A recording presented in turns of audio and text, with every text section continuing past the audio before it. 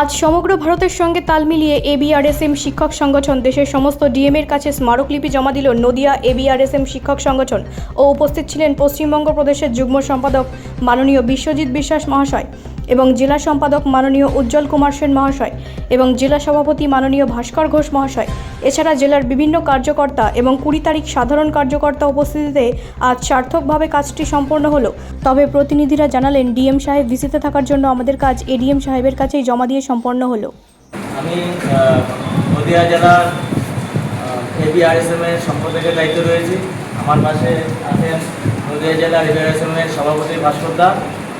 আজকে আমরা সবাই এখানে জমায়েত হয়েছি, শুধুমাত্র আমরাই নয়, সারা ভারতবর্ষে সমস্ত জেলা থেকে ডিএম টু পিএম এবং DM two education minister of ইন্ডিয়াতে আমরা একটা ডেপুটেশন প্রদান করেছি। তার কারণটা হলো, সারা ভারতবর্ষে 20 লক্ষ শিক্ষক শিক্ষিকারা একটা অনিশ্চয়তার মধ্যে রয়েছে টেট সংক্রান্ত বিষয়। এই ব্যাপারটা নিয়ে আগামী বাদল অধিবেশনে যাতে একটা অডিয়েন্স জারি করে এই আমাদের যে মূল সমস্যাগুলো, এই সমস্যার সমাধান করা হয়, তার জন্যে আজকে আমরা বিভিন্ন ডিএম অফিসে শিক্ষকদের সাথে এই ডেপুটেশন প্রদান করলাম। ব্যুরো রিপোর্ট, রাষ্ট্রীয় প্রসার বাংলা।